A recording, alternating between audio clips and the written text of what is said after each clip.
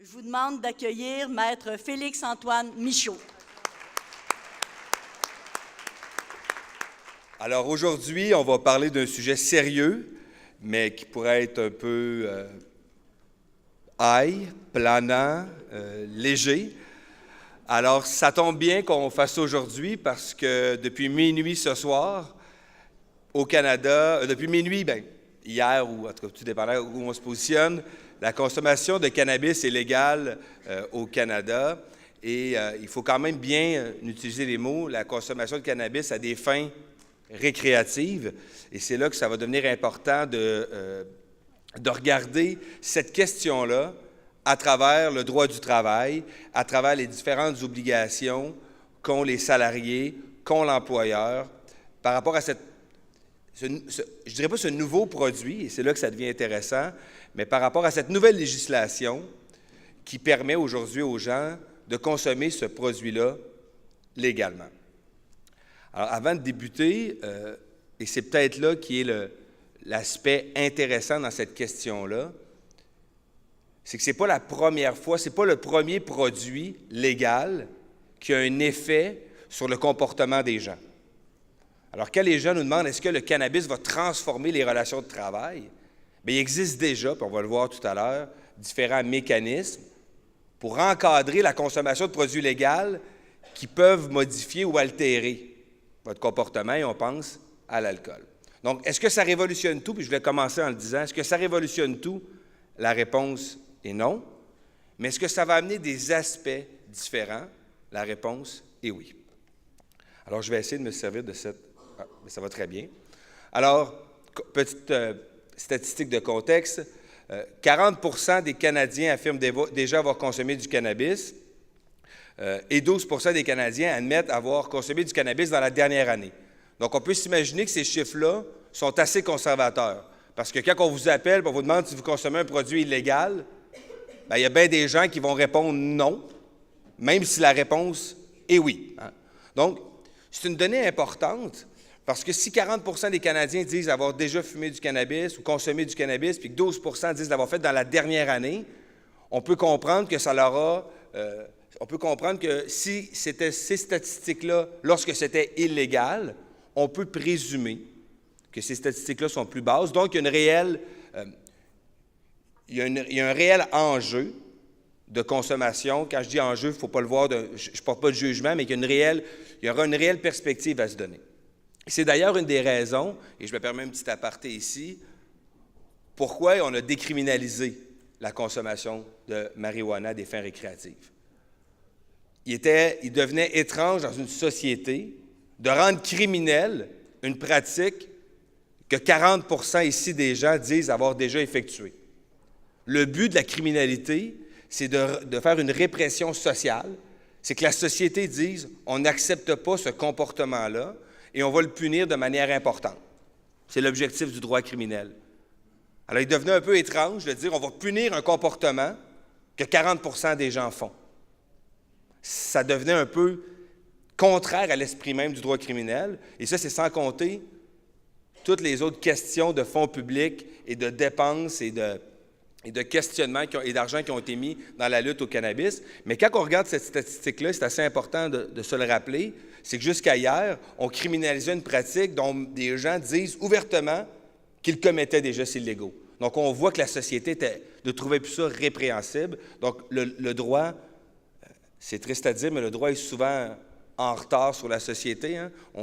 Tantôt, je vous entendais parler d'équité salariale. Bien, il a fallu qu'il y ait des mouvements qui disent, écoutez, les femmes et les hommes sont égales pour qu'on mette des lois après qui viennent dire, bien oui, il faudrait peut-être que les bottines suivent les babines. Bien, en matière de cannabis, ça a pris des années où on s'est rendu compte que criminaliser ça, ça devenait un petit peu contraire à la pratique.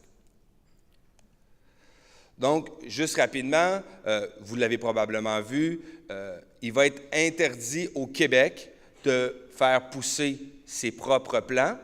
Et là, sans vouloir faire un cours de droit général, ça ne sera pas criminel de le faire. Donc, on n'aura pas le droit de le faire selon la législation du Québec. Donc, c'est un peu comme passer sur une lumière rouge. Tu n'as pas le droit de passer sur une rouge, mais si tu passes sur une rouge, ce n'est pas criminel. Donc, la conséquence, c'est une amende. Il va être interdit de posséder une plante de cannabis. Donc là, il peut y avoir plein de questionnements. Les gens peuvent se demander pourquoi. C'est sûr que quand le gouvernement se lance dans un commerce, il n'a peut-être pas le goût de se faire compétitionner par tout le monde à côté dans leur propre appartement ou leur propre maison. Mais ça, c'est une autre question. Ça, c'est important, les éléments qui s'en viennent, parce que c'est les mêmes règles qui s'appliquent au tabac qui vont s'appliquer au cannabis, et ça touche la plupart des lieux de travail. On ne pourra pas fumer du cannabis à l'intérieur. On va avoir la même réglementation qui s'applique au tabac va s'appliquer au cannabis dans la consommation, et ça s'applique dans les lieux de travail aussi. Donc, on voit les mêmes, mais il va être aussi les terrains des établissements de santé et de services sociaux. Donc, tout le terrain ne pourra pas, il n'y aura aucune consommation de cannabis qui pourra être faite là. Donc, on pourra parler tantôt de ceux qui y travaillent, mais c'est aussi de ceux des usagers, des clients. Les terrains des établissements collégiaux et universitaires, les pistes cyclables et les aires d'attente de transport en commun. Je fais un petit résumé rapide. Il va être aussi interdit à toute personne de conduire un véhicule routier ou d'en avoir la garde ou le contrôle s'il y a une présence détectable de cannabis. Le problème, c'est qu'en ce moment, il n'y a aucun outil fiable et de qualité qui permet de détecter s'il y a du cannabis dans la salive. Donc là, c'est interdit, mais il n'y a pas d'outil pour le faire. Mais la police a quand même des manières autres qu'un outil de détection de salive pour le découvrir. Il y a différents tests qu'ils peuvent faire. Alors, mais la conduite avec facultés affaiblies comprend bien évidemment le cannabis, mais ici, il y a un petit enjeu de sécurité. Et pour finir le résumé, ça va être vendu dans un monopole d'État qui ont ouvert cette nuit. Achat de 30 grammes minimum par visite, maximum de 30 grammes par visite et non par jour. Donc, vous pouvez rentrer, sortir si vous voulez. C'est un peu... Moi, cette limitation-là, puis je me permets quand même un autre petit aparté, c'est un peu ridicule, si vous voyez ce que je veux dire, parce que... Puis ça aurait été dur de limiter la personne par jour, parce qu'il a fallu que tu aies une carte, là, puis tu as eu ton 30 par jour. Donc, c'était impossible à contrôler, et ils ont mis un maximum par visite. C'est un peu comme moi quand j'étais petit, puis j'allais au Costco, il y avait des petits comptoirs alimentaires, tu peux manger des petites affaires gratuites, j'y allais sans arrêt. T'en donnais juste un de la fois, mais j'y allais 25 fois. T'sais. C'est à peu près le même principe ici. Là. Les gens vont pouvoir y retourner comme ils veulent, mais ils vont pas en acheter plus que 30 grammes. Et là, je trouvais ça important de le rajouter, jusqu'à aujourd'hui, ça va être 18 ans et plus. Aujourd'hui, c'est 18 ans et plus pour consommer du cannabis. Par contre, le nouveau gouvernement élu qui sera sermenté aujourd'hui ou demain, propose d'augmenter ça à 21 ans. Donc, il y a peut-être du monde qui va en fumer légalement pendant une couple de semaines, puis qui ne pourront plus en fumer légalement dans une couple de semaines. Je suis content que les gens rient, ça montre que c'est un peu bizarre. Je vais avoir fumé du pot légalement 3 mois. Bon.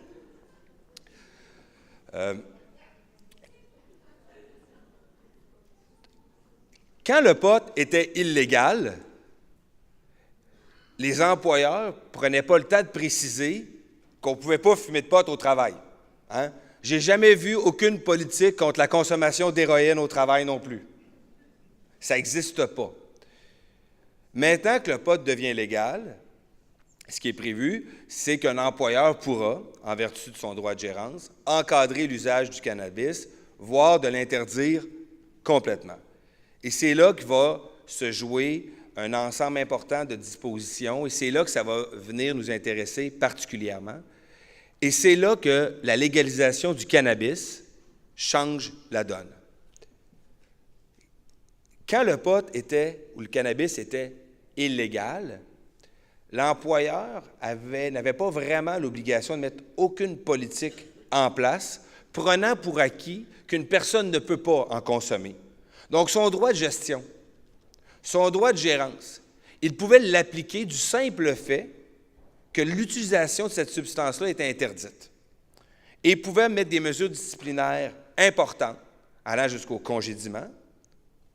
On va y venir sous réserve des obligations d'accommodement raisonnable si une personne en a besoin pour des fins médicales, mais oublions cet aspect-là pour l'instant. Quelqu'un qui fumait du cannabis ou qui savait que la personne avait fumé du cannabis, du simple fait que c'est une substance illégale, l'employeur avait certaines assises pour faire du disciplinaire. Maintenant que c'est légal, l'employeur n'a plus la simple assise de l'illégalité, pour se servir de son droit de gérance. Il devra se servir, on va le voir, de deux autres grandes familles de son droit de gérance. La première, c'est venir démontrer que la personne n'est pas apte à travailler. Donc, c'est toujours comme ça avant. Il faut que tu rentres apte à travailler. Donc, il va y avoir toute cette question de l'aptitude à travailler. Et l'employeur peut aussi mettre des politiques, et là, ça va être intéressant, où il pourrait décider qu'il interdit tout usage du cannabis. Et là, on va regarder ensemble les limites que ça peut avoir. Donc, 4 éléments importants du droit qui sont touchés par ça. La loi sur la santé et la sécurité au travail, donc par le fait que c'est une substance qui peut altérer le jugement, altérer le comportement, altérer les réflexes. Donc, la loi sur la santé et la sécurité au travail prévoit des obligations pour l'employeur et les employés. Le Code civil du Québec, par les obligations qu'ont l'employé au travail. La Charte des droits et libertés, on va y revenir, mais sur le fait qu'un employé a des droits fondamentaux et que la marijuana peut être une substance médicale nécessaire à une personne. Donc là, on change un peu de registre, et les conventions collectives. Juste avant de rentrer en détail sur certains articles des obligations de l'employeur, une des questions qui va être les plus compliquées à gérer sur le cannabis, c'est que contrairement à l'alcool, où l'alcool est quantifié en quantité et en force, degré. Et ces quantités-là d'alcool sont assez déterminées dans notre société. Quelqu'un qui dit « j'ai pris une bière pour dîner », on sait exactement de quoi on parle. Il n'y a pas de... À moins que ce soit une grosse bière, là, mais on n'embarquera pas là-dedans. Tu sais, quelqu'un qui dit « j'ai pris un verre de vin pour dîner », on comprend que la personne n'a pas pris 3 shooters. Hein? Avec le cannabis, on n'a pas ça. Avec l'alcool, il est extrêmement facile de déterminer la quantité, une bière, un verre de vin, et la force de ce que la personne a pris. Si la personne a pris un verre de vin, on se doute qu'elle a pris une consommation entre 11,5 et 14 % d'alcool. Si elle a pris une bière, on sait qu'elle a pris une quantité de 341 millilitres entre 4 et 6. Alors, c'est plus facile pour un employeur, c'est plus facile pour un employé de se dire, quand je prends une bière, mes capacités ne sont pas altérées. Et l'employeur, lui, est plus facilement capable de mettre des limites. Un des enjeux avec le cannabis, c'est qu'il n'y aura pas ça. Un joint, ce n'est pas une unité de mesure. Un joint, ça peut être, je ne parle pas par expérience, quelqu'un m'a déjà raconté ça, ça peut être petit comme assez volumineux, ça peut être coupé avec du tabac, ça peut être sans tabac, ça peut être, là, la consommation de cannabis, ça peut être fumé au joint, ça peut être fumé de d'autres façons, ça peut être une consommation d'huile. La quantité, la force dans le cannabis est beaucoup moins précise que dans l'alcool. Et toute cette question-là, tu sais, le monde dit, on va-tu pouvoir fumer un joint au travail? Je suis avocat, je fais du droit du travail syndical. Première question que le monde me pose, on peut-tu fumer un joint au travail? On va y répondre à cette question-là tout à l'heure, mais je vous annonce tout de suite que la réponse ne sera pas catégorique. Mais est-ce qu'on peut fumer un joint au travail, ou j'ai-tu le droit de fumer un joint puis d'aller travailler après? Mais fumer un joint, ça ne veut rien dire. Si la question c'est, est-ce que je peux fumer du cannabis et que mes capacités soient altérées à aller travailler? La réponse est non. Par contre, juste de soulever la question, et c'est là que ça devient compliqué, hein, c'est que fumer un joint, prendre du cannabis d'une autre façon, ça devient compliqué à gérer à cause de cette absence d'unité de mesure. Alors, on va se rendre compte qu'est-ce que les employeurs, qu'est-ce que les employés ont comme solution. Donc, en termes de droit, les obligations de l'employeur doit prendre les mesures nécessaires pour protéger la santé et assurer la sécurité et l'intégrité physique de ses employés.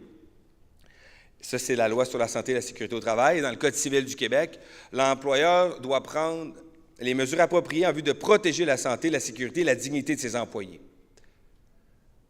Et ça, c'est une des assises, on va y revenir tantôt, pour les employeurs, pour mettre en place des politiques. Et on va y arriver tantôt. En matière de cannabis, c'est le nerf de la guerre de l'employeur. Est-ce qu'il a une politique sur le cannabis?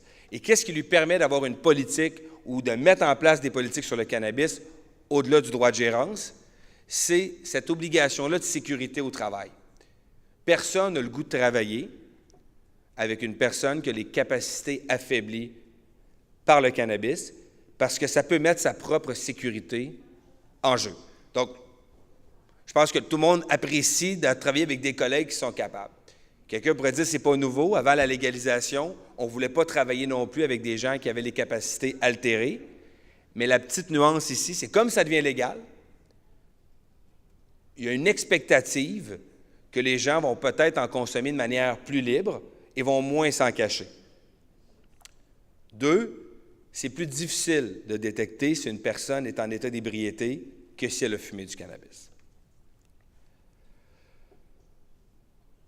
Toujours dans la loi sur la santé et la sécurité au travail, l'employeur doit veiller à ce que le travailleur n'exécute pas son travail lorsque son état représente un risque pour sa santé, sa sécurité ou son intégrité physique, ou encore celle des autres personnes qui se trouvent sur les lieux de travail ou à proximité de ces lieux.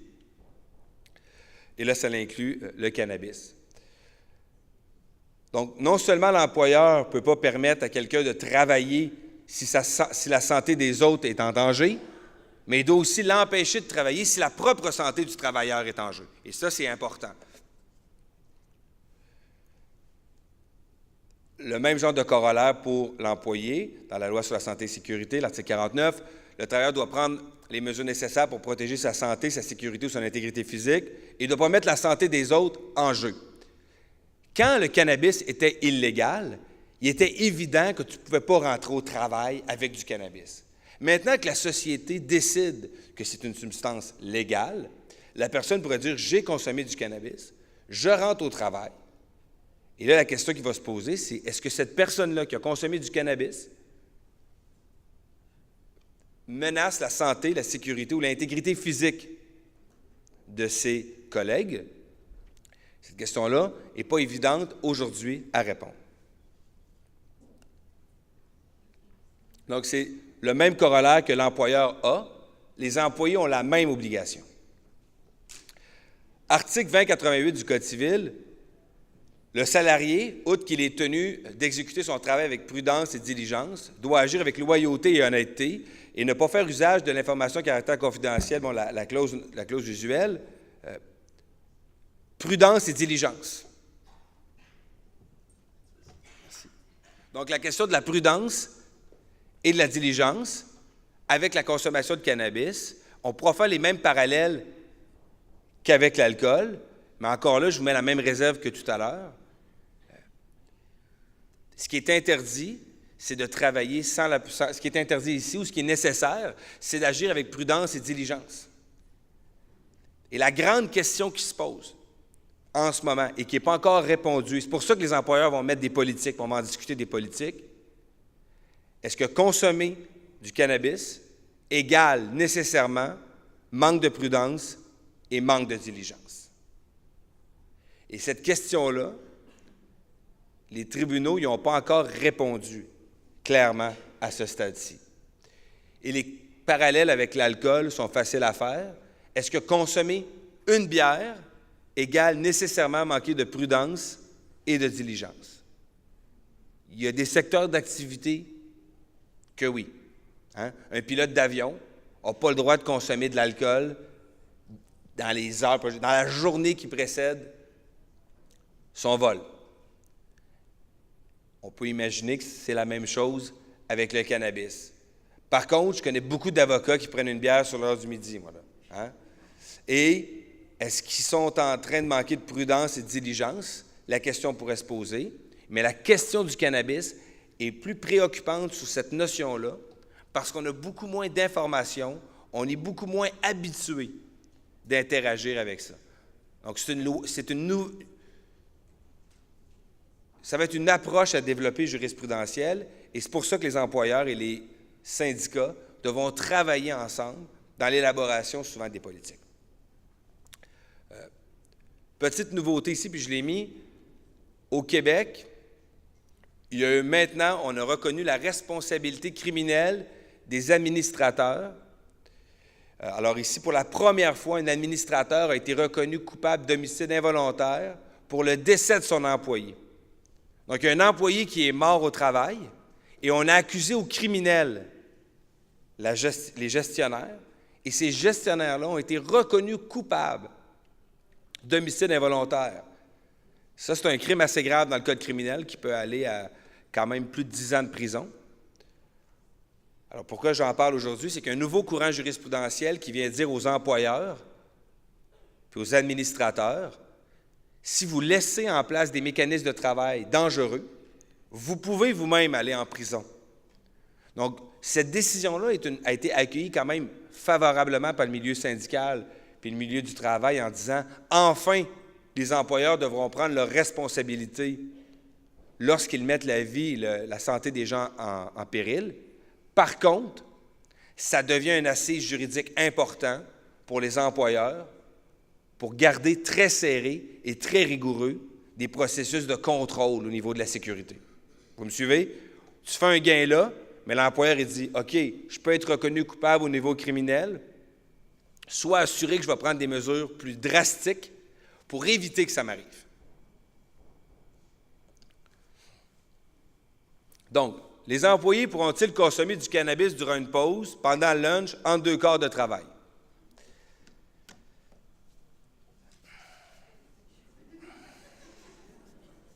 La réponse facile, c'est non. Par contre,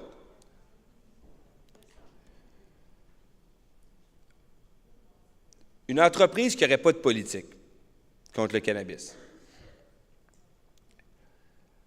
un milieu de travail dont la sécurité et la santé des usagers n'est pas en péril,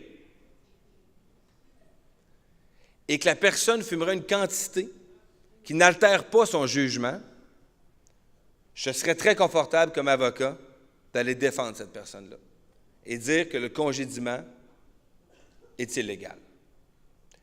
Mais j'ai mis des bémols. Et je n'ai pas vu que tout le monde sorte d'ici en disant « On avait un avocat qui nous a dit de fumer des joints au travail. »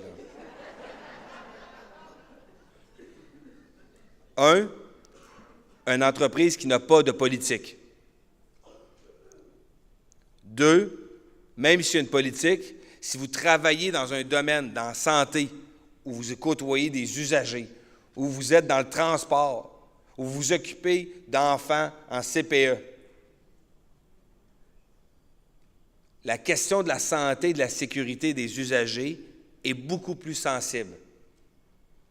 Alors, cet aspect-là doit être pris en compte. Donc, premier bémol politique, plus important. Deuxième bémol, la question de la santé et de la sécurité des gens avec qui vous travaillez, des usagers. Troisième bémol, aussi majeur que les 2 autres, est-ce que ma capacité ou est-ce que mon jugement est altéré? Si on répond, j'ai pas de politique, je menace la sécurité et la santé de personne et mon jugement n'est pas altéré, juridiquement, on aurait de très bons arguments pour venir dire que la sanction disciplinaire qui a été donnée contre l'employé n'est basée sur rien de légal et qu'elle fait appel à des préjugés sur une substance qui, au Canada, depuis le 17 octobre, est légale. Mais vous voyez là qu'il y a quand même 3 si importants, et ces 3 si-là ne sont pas « Ah, je n'ai juste 1 sur 3, donc je suis correct. À la majorité, je n'ai pas le bémol, donc je peux fumer au travail. » Si tu as un des 3, l'employeur va être positionné pour faire du disciplinaire. Qu'est-ce qui permet à l'employeur de bâtir une politique? C'est ce que je vous écris ici. L'employeur, dans son droit de gestion, se dit « Moi, je dois mettre une politique anti-cannabis parce que ça a des impacts sur les différents éléments que je vous ai mis. Les accidents de travail, les absences, la baisse de productivité. Donc, toutes ces questions-là permettent à l'employeur de dire « Moi, je vais faire une politique, je vais mettre en place une manière de contrôler le cannabis.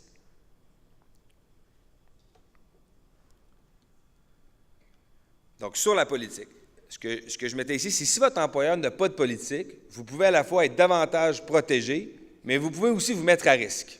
Alors, je vous explique. Quand tu n'as pas de politique, si vous n'avez pas de politique, les 3 bémols que je vous disais tantôt, bien, quelqu'un pourrait avoir consommé du cannabis puis dire à l'employeur, sur quelle base tu me donnes une sanction disciplinaire? Et avoir un argument juridique pour dire qu'il n'y a pas de base.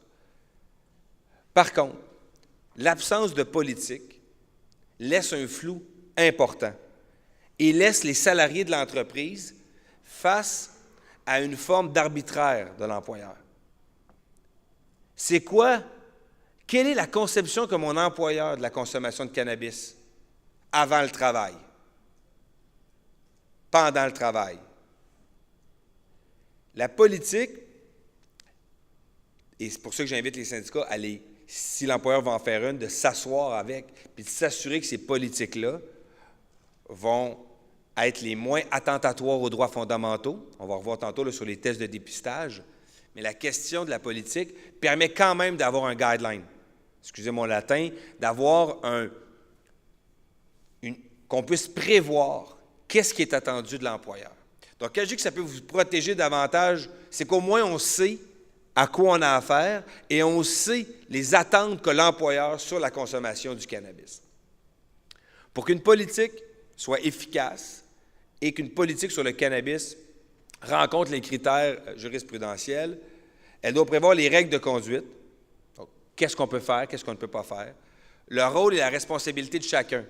Hein? Est-ce que toute personne a le droit, dans l'entreprise, est-ce que tout cadre, tout gestionnaire a le droit de débarquer puis commencer à vouloir faire une vérification, un contrôle, te poser des questions? C'est qui a ces pouvoirs-là dans l'entreprise? Et les deux des plus importants éléments, les modalités de dépistage et de fouille. Et là, j'en profite pour faire un autre petit aparté. Pas avoir le droit de consommer du cannabis dans une entreprise, ça ne veut pas dire que tu n'as pas le droit d'en avoir dans tes poches. Hein? Mais il y a certains employeurs qu'on voit déjà qui disent que tu n'as pas le droit d'avoir de cannabis sur toi. Ils mettent ça dans leur politique. Tu n'as pas le droit d'en consommer, mais tu n'as pas le droit d'en avoir. Donc là, ça soulève quand même une autre question. T'sais. C'est sûr que, et ça c'est un bel exemple, ça s'applique beaucoup moins à l'alcool. T'sais, c'est rare que tu traînes dans un 40 onces de gin qui dit ça dans tes affaires au bureau. Tu arrives à la job avec un sac à dos, avec peut-être une bouteille de vin dans un petit sac SAQ, là, mais c'est rare que tu arrives avec ta caisse de bière au travail, puis tu repars avec le soir, puis tu ne l'as pas bu, tu l'as juste amené au travail. J'ai jamais vu ça, là. Peut-être, mais bon. Par contre, le cannabis étant plus portatif, il y a cette question-là. Et c'est pour ça que je le mets là, les modes de dépistage et de fouille. Avoir du cannabis sur soi n'égale pas avoir consommé du cannabis. Par contre, avoir du cannabis sur soi égale à 99,9 une personne qui en consomme à l'occasion.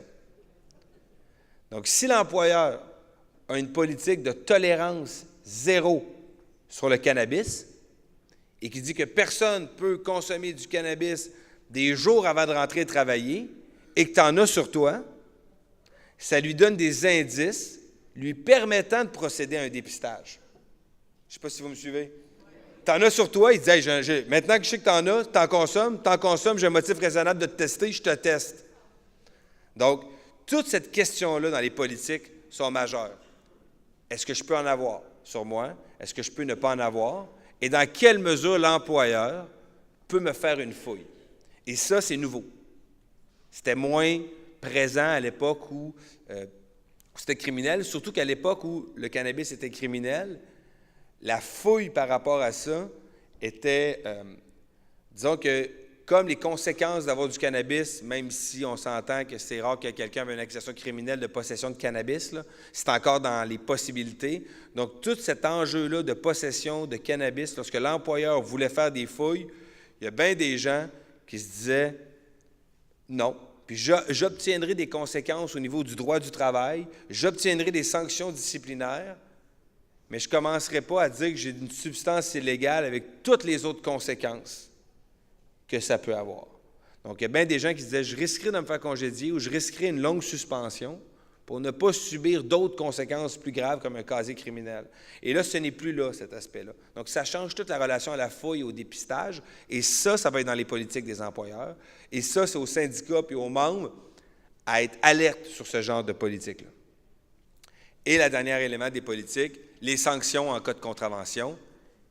Qu'est-ce qui arrive si tu ne respectes pas la politique? Est-ce qu'on est à l'extérieur de la gradation des sanctions? Est-ce que l'employeur, à travers une politique, vient contourner la convention collective qui prévoit comment va fonctionner notre gradation de sanctions? Est-ce qu'on se retrouve dans un milieu où contrevenir à la politique égale une faute grave automatique, mérite un congédiement? Donc, la politique ne peut pas être contraire à la convention collective, mais la convention collective reconnaît le droit de gérance. C'est un cercle, là. Donc, cette question-là mérite à tout le monde qui est dans cette salle-là d'être assez alerte. Parce que, je vous le répète, les politiques vont être le nerf de la guerre sur qu'est-ce qui peut être fait, qu'est-ce qui ne peut pas être fait et dans quelle mesure l'employeur traite cette question-là. Le droit de gérance que je vous parlais, un employeur peut sanctionner un salarié se présentant sur les lieux de travail avec les facultés affaiblies par l'alcool, les drogues ou les médicaments ou en possession de telles substances. En possession de telles substances, l'employeur va dire « tu le possèdes, donc tu en consommes ». Ce n'est pas une équation automatique. Le principe général reste la gradation des sanctions. L'exception, comme je disais, est la faute grave. Travailler avec les facultés affaiblies, est-ce une faute grave? La plupart des tribunaux vont être assez mitigés sur cette question-là. À cause de cette notion-là d'handicap, quelqu'un qui a un problème de consommation d'alcool et de drogue a le droit d'être accommodé et l'employeur doit l'accommoder.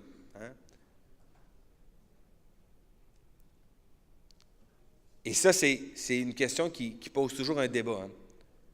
Et ça a été reconnu par les tribunaux que l'alcoolisme était considéré comme un handicap, une maladie au sens de la Charte québécoise des droits et libertés. Donc, la personne qui rentre complètement sous ou gelée au travail peut être congédiée.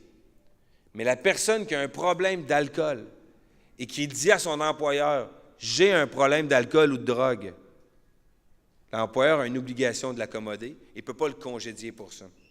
Donc maintenant que le cannabis devient légal, il y a beaucoup plus de gens, et ça on ne le sait pas encore, mais c'est une opinion, qui vont oser parler de ces problèmes-là.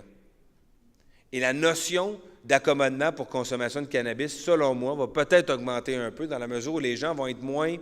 Il va y avoir, même si 40% des Canadiens disent déjà avoir fumé de la marijuana, comme c'est légal, je pense que les gens vont être plus portés à admettre une dépendance au cannabis et à demander les accommodements ou à ne pas être congédiés pour ces raisons-là. Donc, est-ce que consommer du cannabis au travail ou est-ce que rentrer au travail après avoir consommé du cannabis en étant complètement inapte au travail égale congédiement? Pas nécessairement. La notion d'accommodement raisonnable et la question que l'employeur ne peut pas te congédier parce que tu as une maladie ou un handicap. Donc, si ta maladie, c'est la toxicomanie, il ne peut pas te congédier pour ça, comme il ne pourrait pas te congédier parce que tu as le cancer. C'est le même raisonnement juridique. Je ne vous dis pas que c'est la même chose en tout point, mais c'est le même raisonnement juridique. Donc, comme le cannabis devient légal, comme les gens vont probablement avoir moins de pression sociale de le cacher, cette notion-là risque de revenir de manière plus importante pour les syndicats et les employeurs. Et qui dit accommodement raisonnable, pour les dossiers que je fais, pour plusieurs syndicats, c'est toujours une question qui n'est pas évidente à gérer.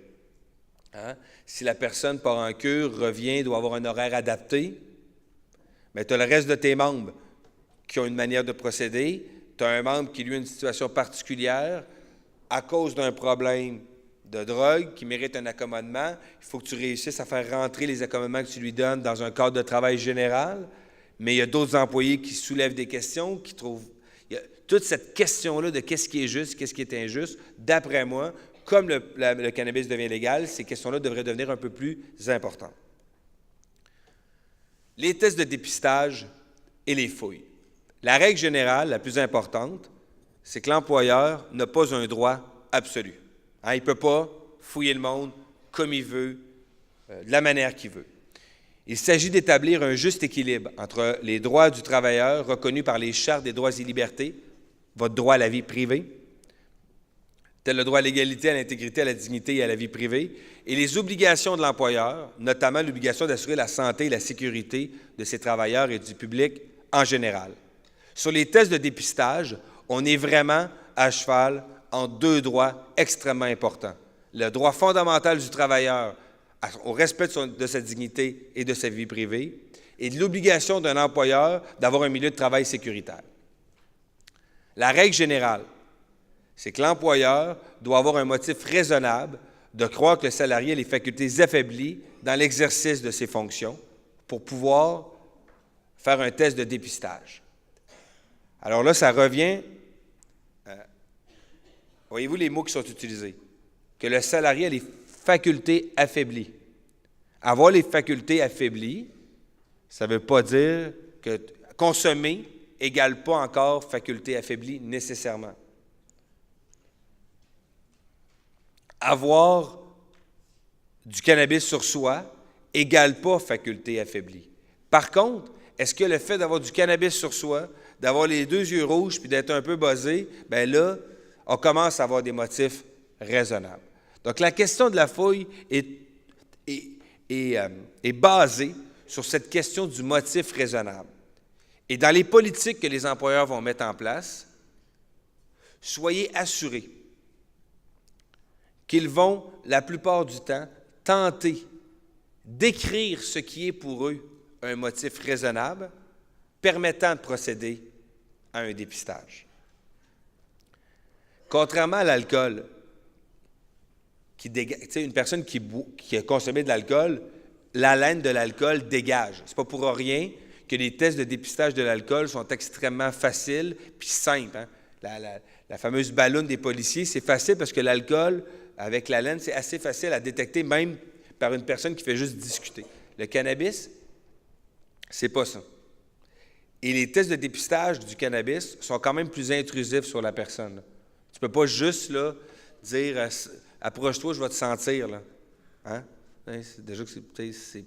Donc, comme le test de dépistage de cannabis est plus intrusif, il va y avoir ici un réel débat.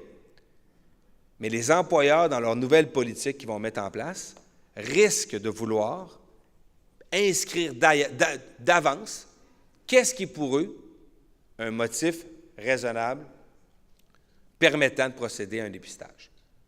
Mais l'employeur, lui, ne peut pas se lever un matin et dire, à part dans certains secteurs précis, comme l'aviation, dire tout le monde va passer un matin ici puis je vais aller vérifier.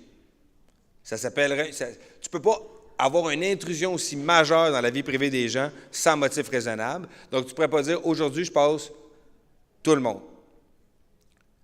Par contre, s'il y a un motif raisonnable de penser que tout le monde a les facultés affaiblies, il pourrait le faire. Et je l'ai déjà vécu dans une place où un syndicat m'avait appelé et l'employeur, par des caméras de surveillance, avait vu 40 employés dans les dernières semaines fumer dans le parking puis se faire des transactions. Donc, il a décidé de faire un test de dépistage général de tout le monde. Alors, nous, au début, on l'a attaqué en disant « Non, tu ne peux pas passer tout le monde, c'est aléatoire. » Il a dit « T'as peu. J'ai par vidéo 40 personnes. Donc, j'ai un motif de croire que c'est une pratique répandue dans mon entreprise, donc je veux le challenger. » Puis là tu essaies de sauver les meubles un peu parce que c'est pas évident. Mais la notion de base, c'est le motif raisonnable. Et ce qui va être nouveau, c'est comme le cannabis devient légal, comme les employeurs sont obligés, pas obligés, mais comme les employeurs vont vouloir avoir des politiques, l'employeur va en profiter pour venir énumérer qu'est-ce qui est pour lui un motif raisonnable. Et cette notion-là, dans les politiques, bien, elle est interprétable. Hein. C'est quoi un motif raisonnable? On n'a peut-être pas toute la même conception. Et souvent, l'employeur va se dire que la santé, la sécurité et que le bon fonctionnement de son entreprise est la chose la plus importante qui existe. et que les droits fondamentaux de ses salariés, dont le droit à l'intégrité, puis à la dignité, puis à la vie privée, ça prend le bord. Mais ce n'est pas le cas. Donc, dans ces politiques-là, votre droit à la vie privée doit rester présent.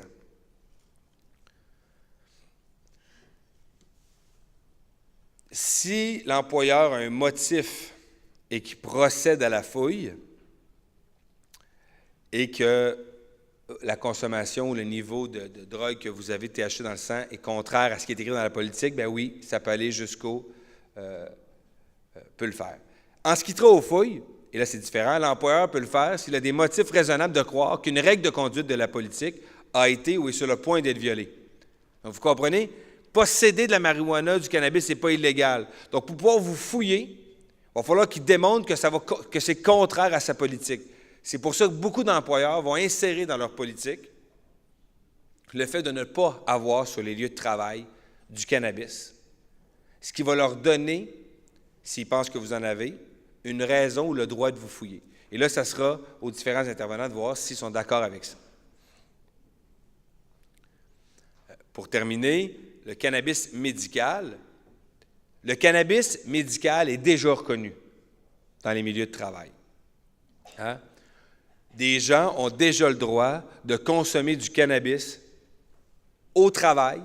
Ils ont déjà le droit d'arriver au travail sous l'effet du cannabis si ce cannabis-là est considéré comme un médicament. Alors, c'est pour ça que je vous dis depuis tout à l'heure que cannabis n'égale pas nécessairement faculté affaiblie.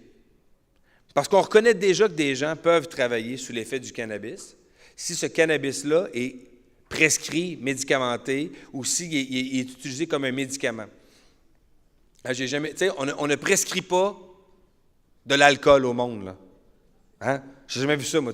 Prends un petit verre de vin, là, ça va te relaxer un peu avant d'aller travailler, ça n'existe pas. Là, donc, le cannabis, ce n'est pas la même conception de son effet sur le comportement. Parce qu'on considère que le cannabis peut avoir un effet sur la santé, sur le comportement d'une personne qui est bonne pour elle, parce qu'on va lui donner comme un médicament. Et on va lui dire, tu as le droit de travailler sous l'effet de ce médicament-là. Alors, c'est sûr et certain que ces parallèles-là vont être faits. Si le cannabis peut être donné de manière médicale à quelqu'un, c'est qu'on reconnaît implicitement que le cannabis peut avoir un effet qui n'altère pas le jugement de la personne et qui ne la rend pas inapte à travailler. Donc, ce même raisonnement-là pourra s'appliquer à des gens qui ne le prennent pas de manière médicale en disant « Moi, je n'en ai pas besoin au niveau médical, mais tout comme une personne qui le prend au niveau médical, ça n'altère pas mes capacités. » Je ne sais pas si vous suivez mon raisonnement. Donc, on va se servir de la jurisprudence en matière médicale pour défendre des salariés qui se feraient congédier en disant « Bien, ça n'égale pas altération du jugement. » Par rapport au cannabis médical, et je pose dans le troisième point une question émergera sans doute maintenant que la loi est en vigueur, est de voir si les médecins traitants seront plus enclins à prescrire cette substance maintenant légale. Et il faut être conscient que les employeurs risquent de contester davantage ce type de prescription.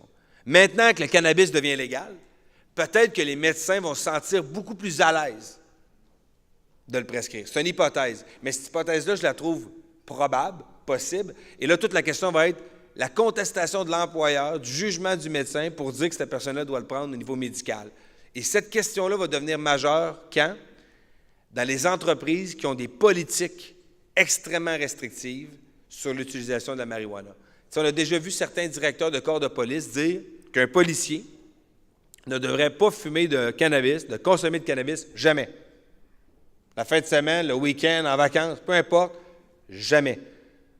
Si une politique comme ça était appliquée, les chances de la contester seraient énormes. Mais on peut voir qu'il y a déjà des états d'esprit comme ça. Donc, plus les politiques vont être sévères, plus des gens vont tenter de les contourner à travers le cannabis au niveau médical. Alors, pour conclure, la manière de traiter le cannabis va selon nous, aller en augmentant, puisque les employeurs se penchent sur cette question-là de manière importante maintenant et développent des politiques en fonction de leur milieu de travail, de ce qu'ils considèrent comme important, et les différents employeurs n'ont pas la même sensibilité sur ces questions-là. Et chaque milieu de travail a ses particularités. Et il va falloir quand même quelques années, j'écris plusieurs, pour bâtir une jurisprudence assez étoffée pour couvrir ces aspects-là. Et ça, ce que ça veut dire, c'est qu'on devrait être vigilant dans les premières années, dans les premiers moments, parce que l'absence de jurisprudence, l'absence de décision rend les comportements des employeurs, et par expérience, je vais essayer de rester poli, souvent plus cavaliers. Hein? Quand les bases ne sont pas trop présentes, quand on semble être un peu plus dans un flou, qu'il y a moins d'éléments, il y a une chance que les employeurs essaient de rendre ça extrêmement, extrêmement rigide. Et les conséquences pour les employés peuvent être importantes, parce qu'une politique adoptée qui serait conforme à une convention collective, qui applique le droit de gestion et le droit de gérance de manière sévère sur ça, et qui amène des congédiements, les assises pour les contester par les syndicats ne seront pas énormes. Une fois que la politique est jugée valable, il ne reste pas beaucoup d'éléments par la suite pour aider un travailleur. Il va toujours rester l'obligation d'accommodement puis la consommation de cannabis à des fins médicales. Mais une politique très stricte, mais qui respecterait les différents éléments qu'on a mis, serait assez difficile à contester. Donc, c'est sûr que dans des milieux de travail, comme la plupart des gens ici travaillent avec un type de clientèle, des usagers, je pense a priori que les politiques vont être assez sévères et que ces politiques assez sévères vont avoir quand même des assises et vont probablement pouvoir, quand on travaille avec le public ou des gens un peu plus vulnérables, il va être probable, la jurisprudence risque d'être assez permissive dans le droit de gestion de l'employeur pour encadrer cette consommation-là. Je finirai en disant que malgré tout ça, le cannabis étant devenu une substance légale, la société devra maintenant interpréter cette consommation-là à l'aune de cette légalité-là et qu'on ne pourra plus traiter le cannabis de la même façon qu'on le traitait et qu'on le concevait hier.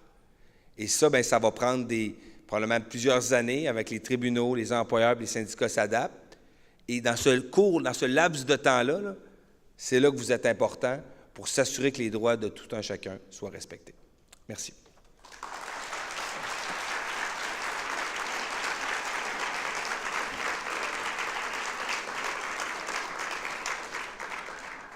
Je ne sais pas s'il y avait des questions. Ouais. OK, bon. Luc Martel, produit Neptune à Saint-Hyacinthe. Nous autres, on travaille dans un domaine vraiment secteur prioritaire, accidents de travail, des situations dangereuses. La question ne se pose pas. Là, nous, la réponse est assez claire. Cependant, j'ai un membre qui travaille de soir qui décide de passer par la SQC avant de venir au travail parce que ça va être terminé. Le point sur la bière que tu as fait, tu n'amènes pas une caisse de 24. Là. Ça peut arriver des fois. La personne qui travaille de soir, qui finit à 1h du matin, qui veut s'acheter un 6-pack de bière, va arrêter avant et puis va l'acheter, va le laisser dans son véhicule, mais sur le terrain de l'entreprise. Là, à ce moment-là, c'est légal. J'ai le droit d'en posséder, je ne vais pas le consommer. Où? Puis la politique, va falloir qu'on conteste certains points à un moment donné. Il ne faut pas laisser trop de lousse à l'employeur au niveau de ces libertés-là individuelles pour pas que les travailleurs soient stigmatisés parce que maintenant, ils vont dire officiellement qu'ils consomment du cannabis. Là. Exact. Bien, votre point est bon. Là. La bière est dans l'auto. Donc, souvent, les politiques peuvent faire une différenciation entre les deux, là, entre l'avoir sur soi versus dans son véhicule. Mais moi, je pense qu'une politique qui interdit de posséder du cannabis devrait être contestée. Excellent, merci. Mais ça ne veut pas dire qu'on gagnerait, là, mais moi, je pense qu'il faudrait la contester parce que ça brime, comme vous dites, les libertés, puis ça l'ouvre la porte à du dépistage beaucoup plus fréquent. Du ciblage, de la discrimination, puis là, on deviendrait des victimes. Exact. Non, pas moi, là, mais les autres, je veux dire. Ceux qui font, là, je sais. Non, mais tout le monde a beaucoup d'amis aujourd'hui qui ont des problèmes.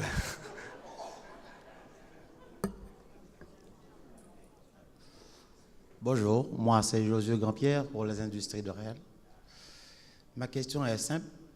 Est-ce que l'employeur peut se contenter juste d'afficher une interdiction de consommation, mais sans sortir sa politique, sans sortir et publier sa politique sur le cannabis?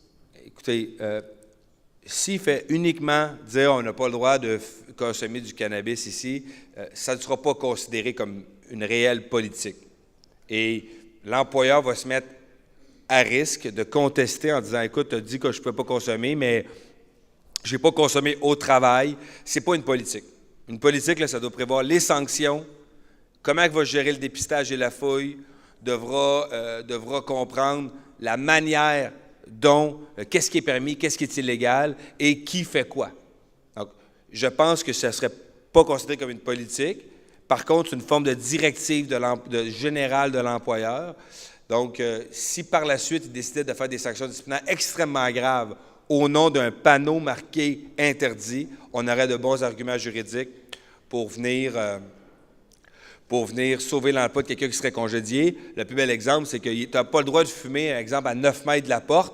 Si un employé fume à 9 mètres de la porte, tu ne seras pas congédié. Là. Hein? Donc, de juste écrire « pas de consommation, pas de cannabis », l'employeur ne pourra pas se servir juste de ça pour montrer un congédiement. Il devra dire que la personne n'était pas en état de travailler. Parce que l'affaire de la politique, il faut comprendre qu'une personne qui ne respecte pas la politique, mais qui est en état de travailler, pourra être congédiée. Le but des employeurs, des politiques, c'est de ne plus avoir à prouver que la personne n'est pas en état de travailler. C'est de dire que tu sois en état ou pas, je m'en fous. Tu n'as pas respecté la politique générale de l'entreprise, donc c'est une forme d'insubordination. Donc, je te fais une gradation des sanctions qui peut aller jusqu'au congédiement. Donc, juste une affiche comme ça, il ne va pas chercher beaucoup d'assises. C'est ce qu'on m'a annoncé. On m'a annoncé d'avance qu'on va partout, sur tous les lieux, mettre des panneaux d'interdiction. Mais on n'a pas parlé de politique. Donc, on va se parler. Ça laisse le flou que je vous parlais tantôt. Là. Je pense que tout le monde a avantage à ce que ça soit un peu plus précis, autant les employés que l'employeur. Merci beaucoup. Bonjour, Evna Lucien, Providence Saint-Joseph. Je vais prendre l'exemple que vous aviez pris tantôt, que l'employeur avait des caméras et qu'il avait capté qu'il y avait des échanges au niveau du stationnement, tout et tout. Supposons que ça arrive chez nous et qu'il décide de fouiller tout le monde et que moi je dis non, je n'accepte pas d'être fouillé. Est-ce que la loi me reconnaît ce droit-là de refuser d'être fouillé? La fouille doit être basée sur un motif raisonnable. Et vous avez un droit fondamental qui est le droit à la sécurité, à la vie privée et à la dignité. Donc, si jamais vous avez une sanction, l'arbitre devrait dire, dans le cas précis de madame, est-ce que l'employeur avait un motif raisonnable? Et est-ce que ce motif était suffisant pour empiéter sur vos droits fondamentaux? Donc, vous gardez vos droits, et là, c'est du cas par cas. Je ne peux pas dire dans tous les cas comment ça va fonctionner. On est vraiment face à... L'employeur va plaider ses motifs, puis nous, on va dire que ces motifs-là ne sont pas suffisants pour empiéter sur des droits fondamentaux.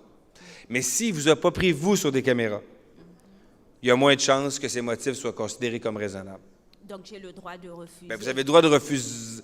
Vous avez le droit de refuser en plaidant vos droits fondamentaux, mais ultimement, si vous... Écoutez, des fois, c'est mieux, on dit souvent dans le droit du travail, obey now, grieve after. Vous êtes des fois mieux d'accepter et de contester ce qu'il va avoir trouvé comme élément en disant qu'il n'y avait pas le droit de le faire. OK. Mais en matière de droits fondamentaux, c'est un peu différent du reste. C'est qu'une personne peut dire, écoutez, moi, là, je n'accepterai pas de bafouer mes droits fondamentaux avant. Donc, c'est un petit peu différent. Vous pourriez le faire, comme vous pourriez dire, je ne suis pas en accord, je veux que ça soit écrit, je veux que ça soit dit, je ne suis pas en accord avec ce que vous faites. Puis, si l'employeur le fait, on pourra contester par la suite. Très bien, merci. Bonjour, Sylvie Rose, Groupe Envoi Santé. Écoutez, vous avez dit qu'on doit s'asseoir avec l'employeur pour créer une politique. Sauf que j'ai un petit malaise. On crée une politique avec l'employeur pour des sanctions, et ainsi de suite, puis il faut défendre le salarié qui va être avec cette politique-là si l'employeur le pogne en gros. Ce que j'ai dit, c'est qu'il faut s'assurer que la politique qui va être mise en place par l'employeur soit la moins contraignante possible ou la plus...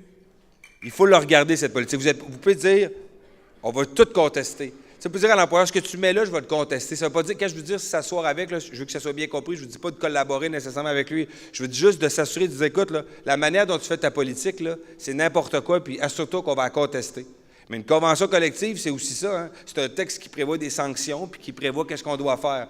Donc, à travers une lettre d'entente, à travers un document, on peut s'entendre sur une forme de politique que tout le monde est d'accord, qui va être la plus juste possible et la moins contraignante possible. Merci. Merci beaucoup. Ça a été vraiment, vraiment intéressant.